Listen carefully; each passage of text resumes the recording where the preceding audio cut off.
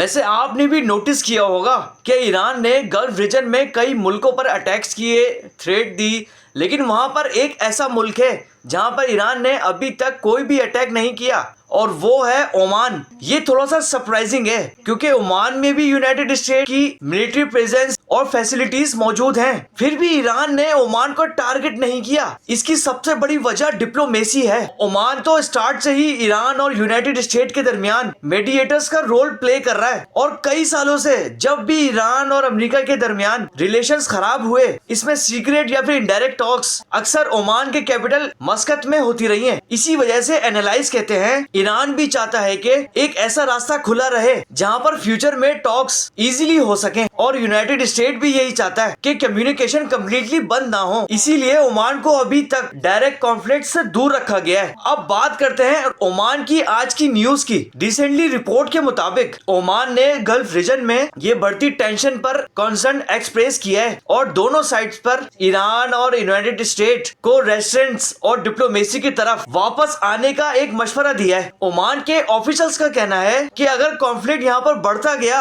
तो सिर्फ एक या दो मुल्क नहीं बल्कि पूरे मिडिल ईस्ट पर ग्लोबल इकोनॉमी इफेक्ट हो सकता है, खास तौर पर ऑयल रूट्स और शिपिंग पर। यहाँ पर सबसे इम्पोर्टेंट पॉइंट तो ये है कि स्टेट ऑफ हॉर्मोस जो ओमान और ईरान के दरमियान है, जहाँ से दुनिया का बहुत बड़ा ऑयल का हिस्सा गुजरता है, अगर यहाँ पे सिचुएशन खराब होती रही तो इससे पूरी दुनिया की इकोनॉमी पर असर पड़ सकता है। अब सबसे बड़ा सवाल, ये टेंशन, ये जंग कब तक चलती रहेगी? एक्सपर्ट्स का कहना है अगर डिप्लोमेसी स्टार्ट हो जाती है तो सिचुएशन तो जल्दी कंट्रोल हो सकती है, और यहाँ पर ओमान का ही रोल बहुत इंपॉर्टेंट है। लेकिन अगर अटैक्स और रिटेलिएशन कंटिन्यू रहे तो कॉन्फ्लिक्ट तो और भी ज्यादा बढ़ता रहेगा। इसीलिए ओमान लगातार यही कह रहा है कि डायलॉग्स और नेगोशिएशंस ही इस क्राइसिस का रियल सोल्यूशन है। अब देखना ये है कि ईरान या फिर यूनाइटेड स्टेट ये ओमान की मेडिएशन एक्सेप्ट करते हैं, या फिर गल्फ रीजन में टेंशन और भी ज्यादा बढ़ती रहेगी। आप क्या सोचते हो? क्या ओमान फिर से ईरान और यूनाइटेड स्टेट के दरमियान पीस टॉक स्टार्ट करवा सकता है? अपनी राय का इजहार कमेंट्स में जरूर डिस्कस करेगा।